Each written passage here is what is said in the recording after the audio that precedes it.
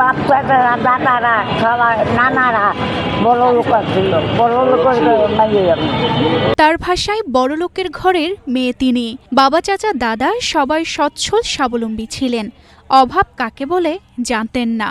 কিন্তু ভাগ্যের কি নির্মম পরিহাস, সেই তাকেই এক সময় পথে নামাতে হলো জীবন জীবিকার জন্য। যখন শক্তিহীন দেহ কথা বলতে জড়িয়ে যায় ঝাপসা দৃষ্টি,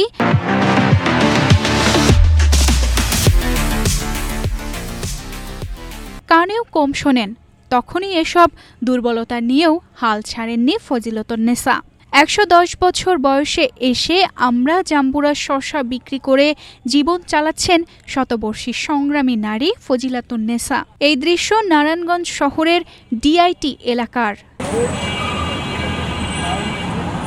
নেই বাবা মা, নেই ভাই বোন বা সন্তান, একা হয়েও হার মানেননি জীবনের কাছে।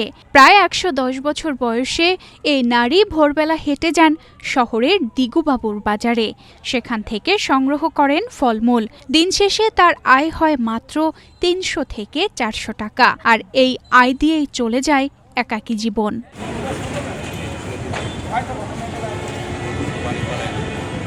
এই পরিস্থিতির কথা শুনে তার খোঁজ নিতে হাজির হলেন নারায়ণগঞ্জের জেলা প্রশাসন। ফজিলাতুন্নেসা কোনো সাহায্য নিতে না চাইলে তিনি উপহার হিসেবে তার হাতে তুলে দেন চাল, ডাল, তেল, চিনি, লবণ, আলু, কাপড়, বিছানার চাদর ও ব্যবসার পুঁজি বৃদ্ধির জন্য অর্থ সহায়তা। ফজিলাতুন্নেসার মতো আমরা যদি অসহায় নারী থাকে তাদেরকে অবশ্যই আমরা সমাজসেবার আওতায় তাদেরকে কার্ড দেওয়া, ভাতা দেওয়া, তারা যদি ভাতা পায় কিনা সেটা আমরা দেখব এবং অবশ্যই তাদেরকে ভাতা দেওয়ার চেষ্টা করবো। আর আমরা অবশ্যই মানবিক হিসাবে আমরা জেলা প্রশাসনের পক্ষ থেকে আমরা জানেন যে মানুষ যখনই আসে তার সহায়তার জন্য আমরা সর্বোচ্চটা দেওয়ার চেষ্টা করি।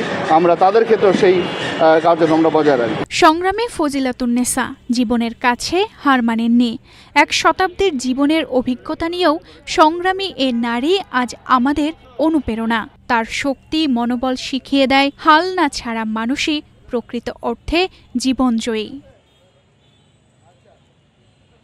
তানজিদা রহমান, ইনায়া, বাংলাদেশ প্রতিদিন।